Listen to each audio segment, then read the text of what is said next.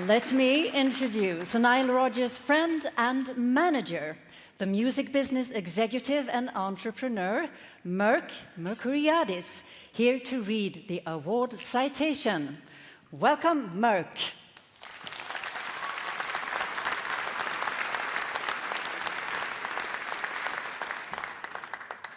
Your Majesties, Your Royal Highnesses, Excellencies, the Polar Music Award Committee, ladies and gentlemen, it's a dream for us to be here tonight in your presence in Stockholm, in a country that we admire so much because it's very clear to Nile and I, as great music enthusiasts, that this is a country that embraced black culture well before the rest of the world.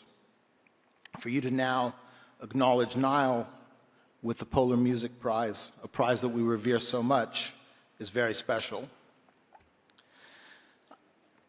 As I was introduced, I have the best job in the world, managing Nile, getting to work with him every day as his partner.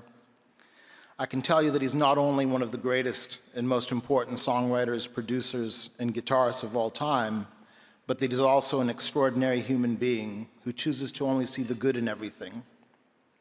In our years together, we've never had a cross word. In fact, I've never seen him be upset with anyone. If an artist believes that they have their new smash hit, when they bring it to Nile, it may be 50% great and 50% less than spectacular, but Nile only sees that part that is great, and he builds from that and helps them accomplish what they set out to accomplish by making it completely great. This positive outlook on life, I believe, is the result of being the child of three wonderful, but nonetheless young addict parents. If you ask Nile about it, he'll tell you how incredible it was having people like Thelonious Monk, Miles Davis, and Sidney Poitier around. But you can imagine that there were many times when he had to fend for himself. He chose to only see the good, and it's led to a career that has seen over 5 billion sales across all of the artists that he's worked with, and some of the world's favorite songs of all time, not only from Chic, but Diana Ross, David Bowie, Duran Duran, Daft Punk, and so many more. Last year, he became the first person to win a Grammy Lifetime Achievement Award on the same day as he won a Grammy for his latest work with Beyoncé on Cuff It.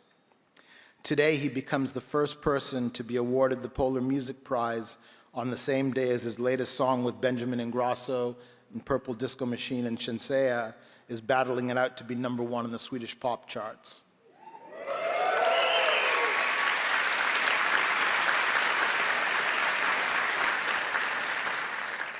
Finally, let me say, I can't play an instrument, I can't sing or write a song. What gives me a seat at the table with great artists is that I take my responsibility to these incomparable creators very seriously. It's the only thing that I bring to the table. As a young boy, I was inspired by Peter Grant, who managed Led Zeppelin, Elliot Roberts, who managed Neil Young, and because I grew up in Canada, and this you'll want to clap for, which was pro rata the biggest country in the world for ABBA,